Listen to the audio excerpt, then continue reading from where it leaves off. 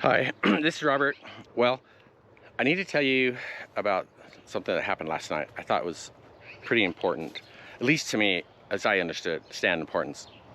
Well, because I'm writing this book, I joined certain clubs to know how to handle certain situations. And they like to promote as well.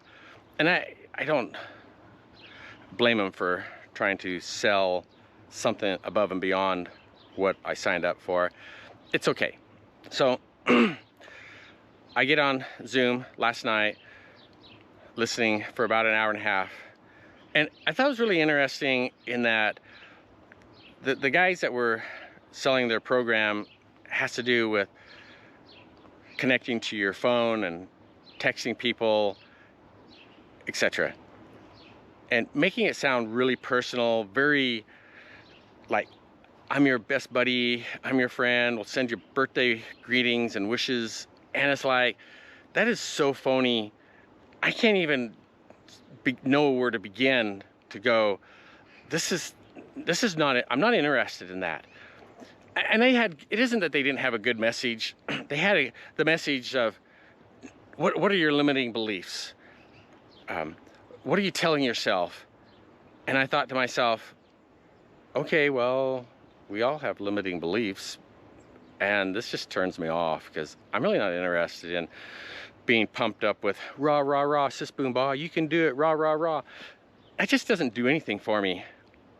I got further in life by people telling me, you'll never make it, you'll never succeed, you'll never have anything.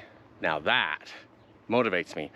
It motivates me on a different level because what it does is it motivates me not in the sense of I'll show you I can succeed because see, then I'm doing it for somebody else. I know who I am, and for somebody to tell me I need to tell what my limiting beliefs are and be pumped up with rah rah sis boom bah, it just doesn't do anything for me. I literally will go further with somebody telling me, yeah, exactly what they did. You'll never make money in the lawn business. Every foreigner and their dog will be out cutting lawns and you'll never make any money. Or when I told a friend of mine when I was 19 years old, and he's asked me, well, what was I gonna do? What are you gonna do with your life? I said, well, one day I'm gonna buy land. And he said, talk, talk, talk. Talk's cheap. In fact, he took his fingers and he went right in my face and went, talk, talk, talk. Talk's cheap. You'll never buy land. Well, it meant nothing to me. It didn't devastate me. I never even gave it a second thought that what he was telling me might actually happen. So it meant nothing to me, and I understand why. Well, the same thing when I went into the horse boarding business. The guy told me I was nothing but a drugstore cowboy and that I would never make any money, ever. In fact, he says, I'm gonna take my cows and get out of here. I was like, sorry, Burl, but I don't have a choice. Well, that was 20 years ago. 20 years later, I'm still in business. So I thought, well, what was it that makes the difference between somebody who has to be told, rah, rah, rah, sis boom bah, you're a winner, you're so special, you're the best, over the ones who say, yeah, you'll never succeed. And I had to think long and hard to come up with an answer. Well, I think I came up with an answer inside my head. And the answer to that is innocence. The thing that I found is that here I am, even though I don't know that I'm dying, I have autism inside of me. At the time, well, ever, actually. But anyway, I've spent more time proving that I don't have autism than I proved that I do have autism. But nonetheless, I'll leave that be where it is right now. Well, see, for me, growing up with a mother that told me, she didn't tell me I'll never succeed. She just told me I should have never had you. She said I should have given you away, left you in the cart at the department store, or drowned you when I had the chance.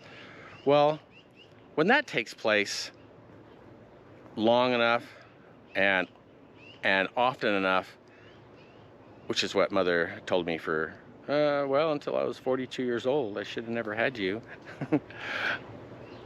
It's like, well, how did I survive that? And I had to go back to the state of innocence that I maintained myself in. And that's what I hope to do with my book, in part. It's not the whole story. It's just a part of the story.